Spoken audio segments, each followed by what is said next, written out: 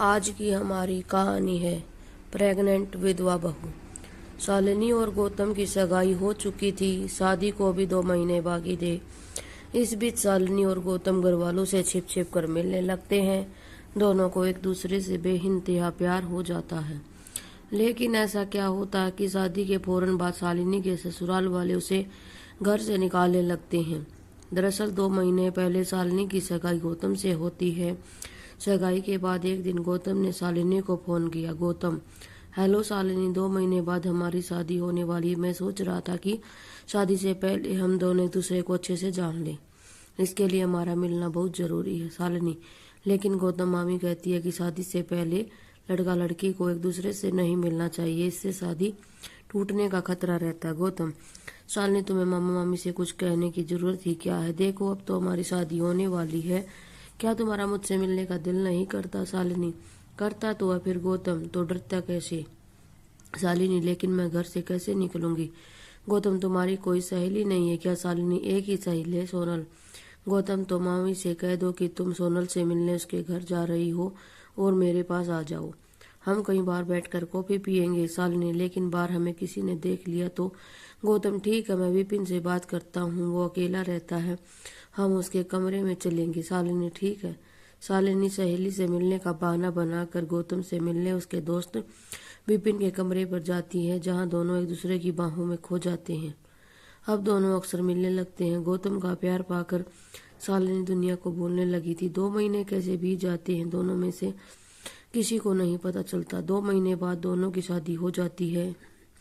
दुल्हन की विदाई कराकर गौतम उसे घर ले आता। तभी गौतम की बुआ जी अपने घर जाने की जिद करने लगती है। लेकिन रीता, अभी तो आपके भतीजे की रिसेप्शन पार्टी बाकी है, पार्टी तक तो रुक जाती।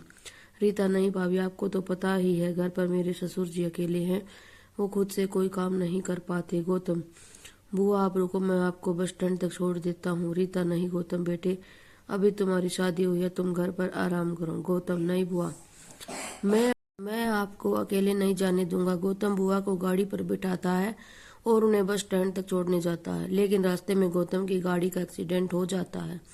बुआ बुरी तरह से घायल हो जाती है, वो आईसीयू में भर्ती है। गौतम की मौत हो जाती है। इधर शालिनी ससुराल में अपने पति का इंतजार कर रही थी और उधर गौतम की लाश घर आती है। ये देखकर शालिनी के पैरों तले जमीन खिसक जाती है। शालिनी: ये क्या हो गया भगवान, तुझसे मेरी खुशियां नहीं देखी गई, इनकी जगह मुझे उठा लिया होता। शालिनी विधवा हो जाती है। वो फूट फूट कर रो रही थी, रोते रोते उल्टियां करने लगती है। गीता अपनी बेटी नीलू से कहती है कि शालिनी का ध्यान रखे। गीता: नीलू बेटा, शालिनी बहू को अंदर ले जा, उसका हाथ मुंह धुलाकर बिस्तर पर लेटा दे। नीलू शालिनी को घर के अंदर ले जाती है, उसका हाथ मुंह धुलाती है, लेकिन शालिनी लगातार उल्टियां कर रही थी। नीलू: माँ, भाभी की तबीयत ज्यादा खराब है। गौतम के पिता: नीलू बेटी, तू चिंता मत कर, मैंने डॉक्टर को फोन कर दिया, डॉक्टर भी आता ही होगा।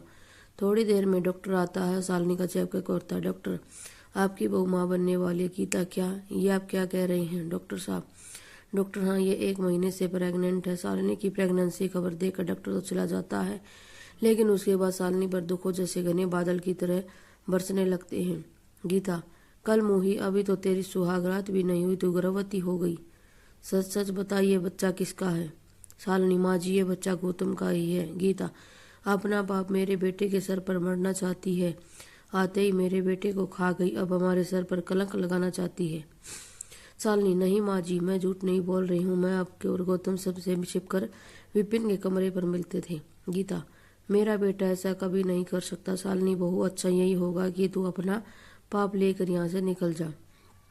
गौतम के पिता: रुक जाओ गीता, गौतम के अंतिम संस्कार तक इसे यहीं रुकना होगा, उसके बाद हम सोचेंगे कि क्या करना है। गौतम का अंतिम संस्कार किया जाता है।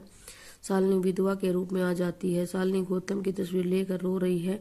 शालिनी: ये क्या हो गया, आपकी जगह मैं क्यों नहीं मर गई? अब मेरा क्या होगा, हमारे बच्चे का क्या होगा? कोई मेरी बात मानने को तैयार नहीं है। शालिनी को इस हाल में गौतम की तस्वीर से बातें करते हुए उसके ससुर देख लेते हैं। वीरेंद्र: कहीं शालिनी सच तो नहीं कह रही, मुझे पता लगाना होगा। दूसरे दिन वीरेंद्र गौतम के दोस्त विपिन को फोन करता है।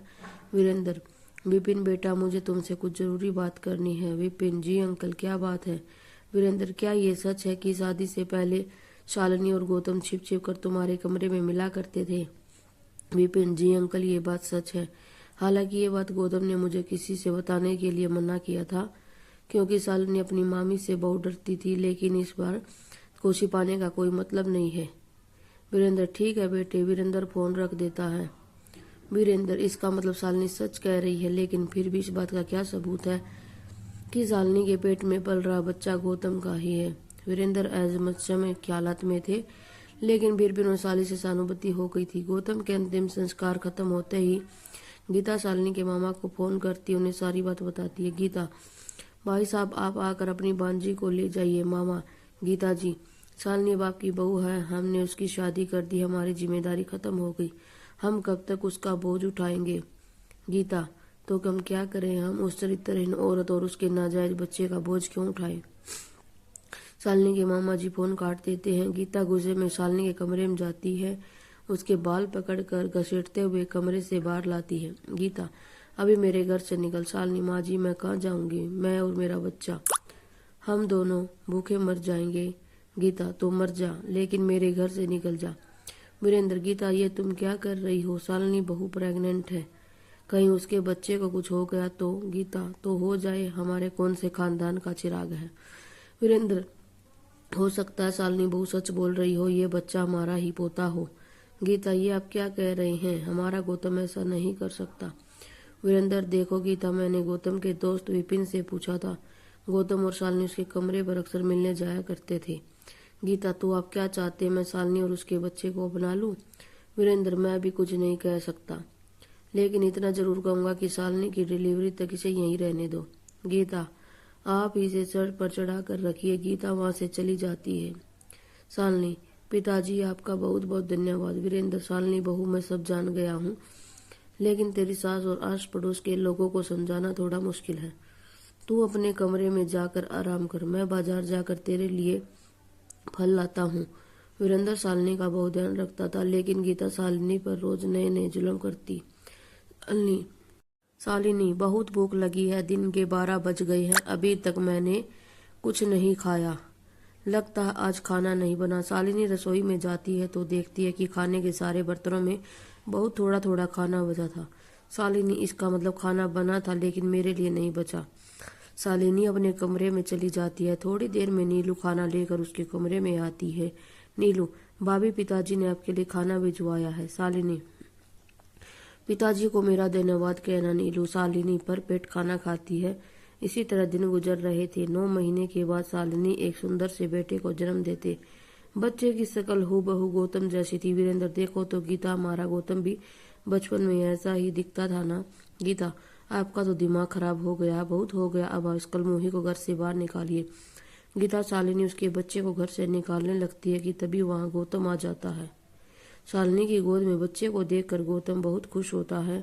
गौतम, शालिनी ये बच्चा हमारा। शालिनी, हाँ, कहाँ चले गए थे आप। गौतम, घबराओ मत शालिनी, अब मैं आ गया हूँ, सब ठीक हो जाएगा। गीता, गौतम बेटे तू जिंदा है, तो फिर जिसका हमने अंतिम संस्कार किया वो कौन था। गौतम, माँ उस दिन 2 एक्सीडेंट हुए थे। जब मेरा एक्सीडेंट हुआ तो मैं खाई से गिर गया था, वहां से आदिवासी मुझे उठाकर अपने इलाके में ले गए। वे कई महीनों तक मेरा देसी इलाज करते रहे। आप लोगों ने जिसका अंतिम संस्कार किया वो कोई और होगा। मैं अब ठीक हो गया हूँ, इसलिए अपने घर आ गया। ये बच्चा मेरा ही है। मैं और शालिनी शादी से पहले विपिन के कमरे में मिला करते थे। वीरेंद्र, मैं कहता था कि शालिनी सच कह रही है। गीता, शालिनी बहू मुझे माफ कर दे, मुझसे गलती हो गई। शालिनी, नहीं माँ जी, आप माफी मत मांगिए, अपने पोते को आशीर्वाद दीजिए। गीता, ला इसे मुझे दे। गीता अपने पोते को गोद में लेकर प्यार करने लगती है। गौतम के आने के बाद से शालिनी जिंदगी में खुशियां